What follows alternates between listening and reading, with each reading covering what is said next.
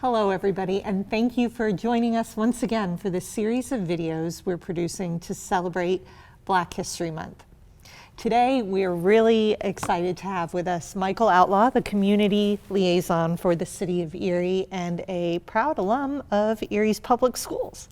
Yes. So thank you for being here. Thank you for the invite, I appreciate it. So community liaison, Yes. Just describe that job for me. What is that? What does a typical day look like? I imagine every day is different, but. Every day is different. Okay. No day is the same. New challenges emerges, but nonetheless, community liaison in essence is to keep the mayor apprised of input from the African American community. If there's like any programs, processes, any challenges, anything that needs to be addressed, it's my responsibility to kind of like mediate those things and kind of, again, keep the mayor abreast of what's happening in the community, especially the Black and brown community. Okay. Talk to me a little bit about, well, first of all, before I ask about how your education maybe helped prepare you for that job, talk to me about some of the issues that you're hearing right now. What are you talking to the mayor about? Well, one of the violence is something that we're trying to address, right? Head on, all hands on deck. We're looking for partnerships throughout the community to kind of help us end the violence that's plaguing our community. Not just Erie, but across cities across America, faced with the same challenges that we're faced with. So that's one of our primary focus, honestly, is addressing the violence. Early death of black boys and black men and babies shouldn't happen on our watch. And so because it is, we're giving that our top priority to address that violence in our community. Absolutely. The efforts through Unified Erie, which is a gun violence reduction strategy program. Right. We've been intentional with, kind of moving our focus over to juveniles. Right. The data shows us that there's been an uptick in teenage violence in our community, so we're trying to do a best practice, evidence-based approach to address the violence in our community. Other communities have reached out to us, like York, PA, to see exactly how can they duplicate what we're doing here in Erie to address the violence in their community as well. So, again, violence is our top priority. One would think is economic development, brick and mortar, has merit, has value, but you can't put a price on saving a life. And so that's our primary focus. I would say it's our primary focus. So your primary role is to serve as a connection or a conduit between the community, particularly, as you said, the Black and brown community, and the mayor's office, to make sure he's hearing the voices of those members of those communities. Absolutely. In particular. Talk to me a little bit about how you believe that your education here at Erie's Public Schools helped prepare you for that. It's a loaded question, Erica. So I'm a graduate of East High School, the original East High School, class of 1984. Proud East High Warrior. Right on. Proud. Played football out there in the field.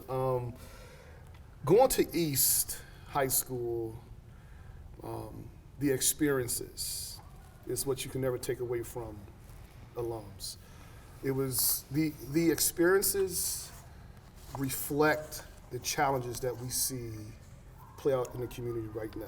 Okay. Right? And so, but that being said, on the other side of that coin, the friendships, right? The creativity that's allowed to be explored in high school, those things, the teachers pushing you, right, to be your best self, the teachers, steering students away from the peer pressures, right? And so that experience alone, it has kept me in a place where I'm kind of like even-tempered, right? And so, because some people, you come into a position of the executive level, and if you don't have certain experiences, certain outlooks, you kind of have some blind spots, right? And so attending public schools for me, was an eye-opening experience about what are everyday challenges within the urban core. Would you say that because of that experience, you're able to relate to the Absolutely. people that you work with on a daily basis and understand their concerns, understand the issues and challenges that they're facing, because in many instances, those challenges remain the same as when you attended school. So maybe that has helped,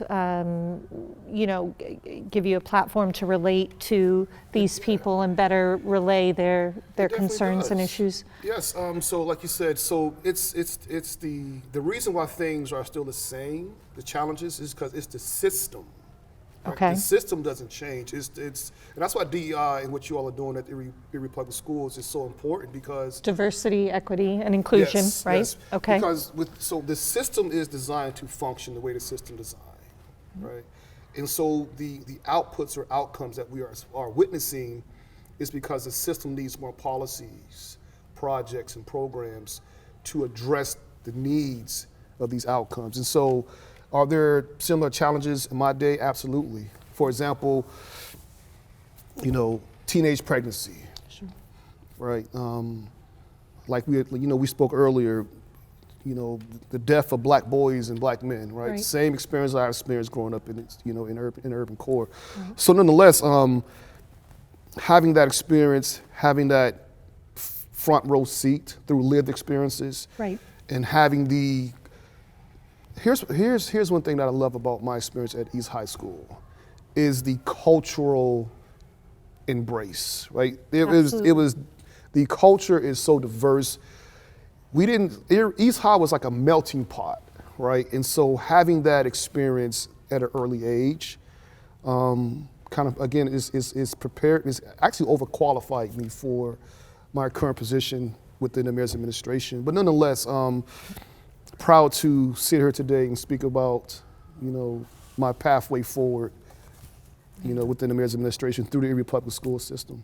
And I think we would all agree that East Middle School remains that melting pot. It's home to our newcomer academy, where we welcome immigrants and refugees into Erie. So, but I want to go back quickly to something you mentioned about you having a unique understanding, because having the lived experience of some of the same people that are bringing you concerns today. Why is that important, to have someone who is a member of the community, the Black community, who has had that lived experience, who is now in a position of power to relay their concerns to the change makers in city government? Why do you believe that it's important that it is a person like you that is in that position today? I believe it's important on many reasons, but for one, because it's a constant reminder to the administration that there's work to be done, right? And so things have been going great for us as an administration. I think we have a lot of success stories, but to answer your question more directly is so we don't become complacent in doing the good things that we're doing, right? We have to keep that sense of urgency that lives are being impacted by what's occurring within the urban core, and so we have to continuously keep our foot to the pedal. We have to continually work with our community center directors like the James Sherrards, the Chantel Hilliards, the Gary Hortons, and other community members who serve those constituents, right? Who we see, on a daily basis. So it's just, you don't want to get in a position of influence and squander the moment. Okay. Right? You don't want to get in a position of influence where your lived experiences, the traumas, these success that you've experienced, and just make it self-serving, right? You want to make sure that you're always reaching out and just giving it your all in the moment, right? And make sure that the next generation experiences aren't the same as what my experiences were, right? So having somebody with that lived experience really allows you to continue to be kind of a face and ensure that, as you said, the city doesn't become complacent, that we can keep our foot on the gas pedal on these issues.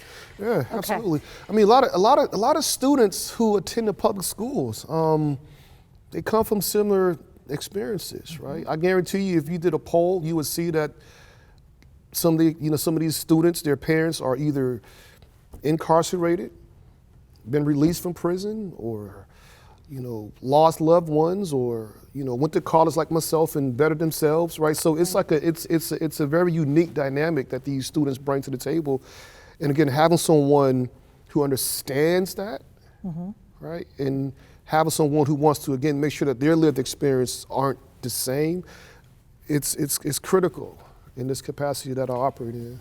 And one way that I know you're doing that through partnerships with the district, which Yes. we're very grateful to have, is we are grateful to have these partnerships with the city that help promote and support diversity, equity, inclusion, Yes. district-wide. Tell us a little bit about some of those the direct efforts, your direct work with the district, and why that's important. Yeah, so been working closely with Ken Nixon. Ken Nixon is my go-to, right? He's our coordinator of diversity, equity, and inclusion. We heard from him earlier in one of our earlier videos this month, so catch that. He's a jewel to the administration. But working with Ken Nixon on issues of diversity, equity, and inclusion, right now the city is doing a great push on police recruitment efforts, police and fire recruitment efforts. Students can apply at the age of 18 to become a firefighter.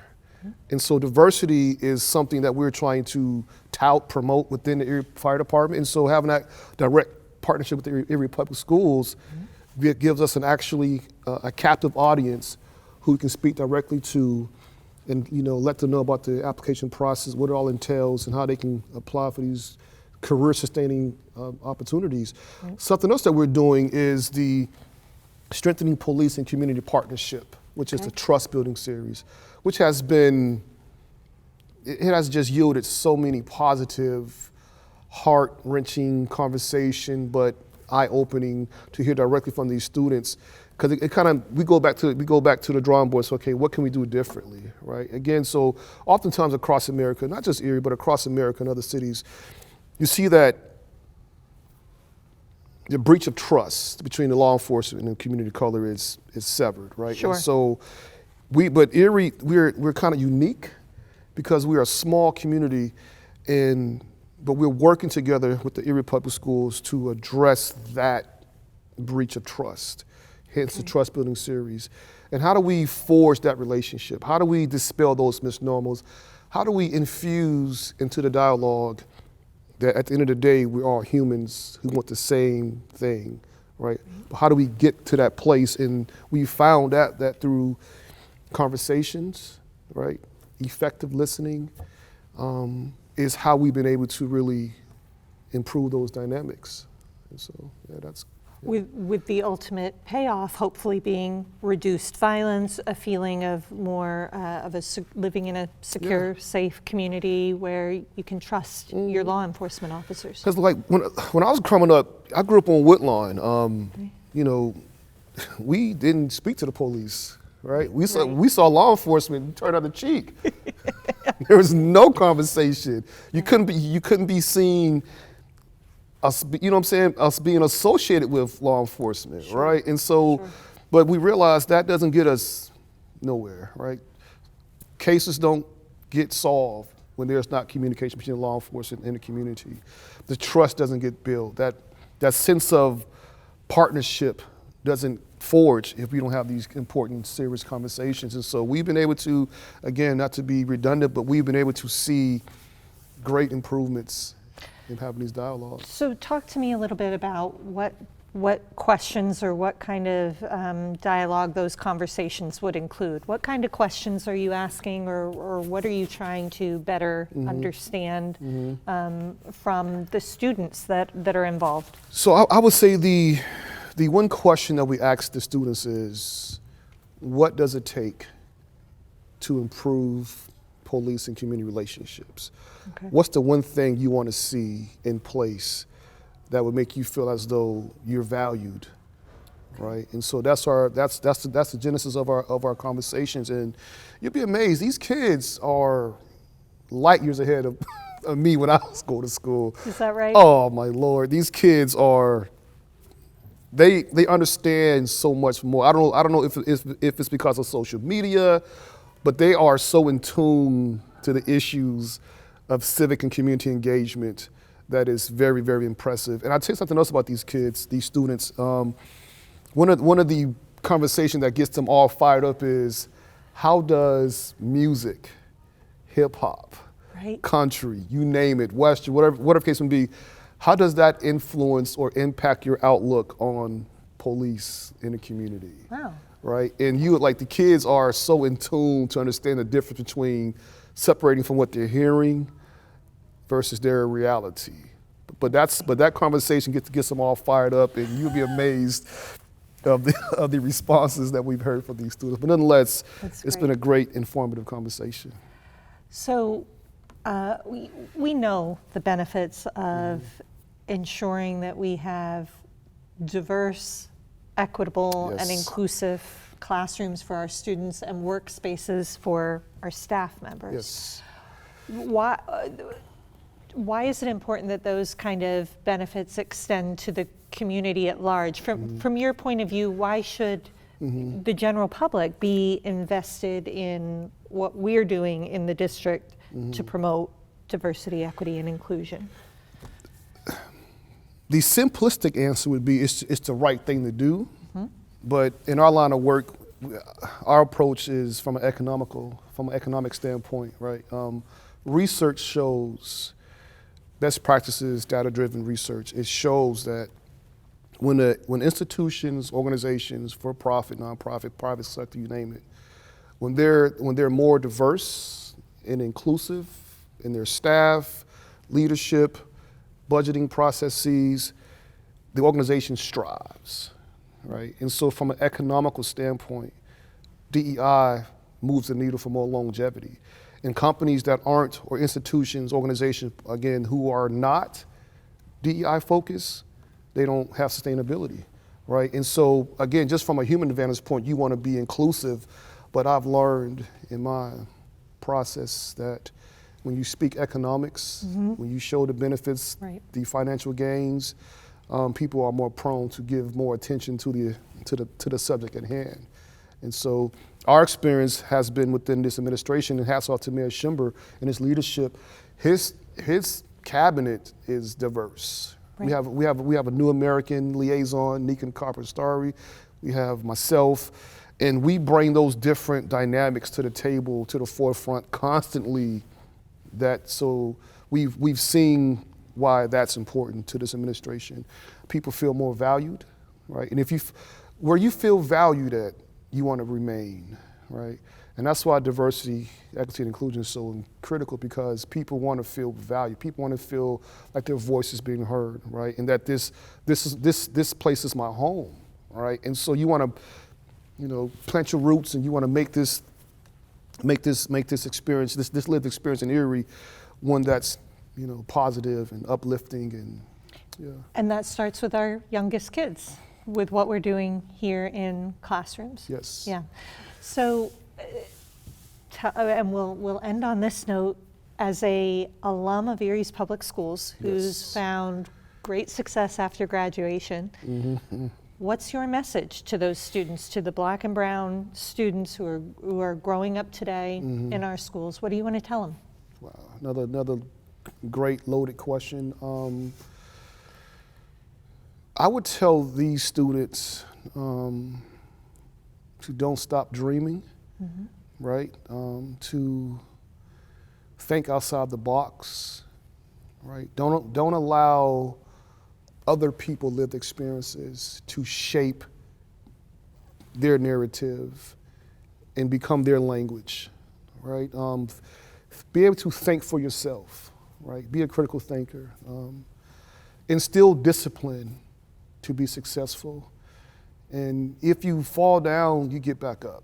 Right. You know what I'm saying? And realize that every decision you make has a consequence, positive or negative, right? And so just make those decisions. Again, think outside the box, be courageous, right? Take the initiative, don't wait. If you see there's an issue or concern, take the initiative to address that, right? Don't wait on, right? So Be a part of helping change that system that you Yes. spoke of at the beginning. absolutely, absolutely. That's great. Yeah. That's great. MIcheal Outlaw, Community Liaison for the City of Erie, thank you for joining us today. I appreciate it. You're welcome. This video is going to be available on our Erie's Public Schools YouTube channel, as well as our Black History webpage. That's eriesd.org/Black History.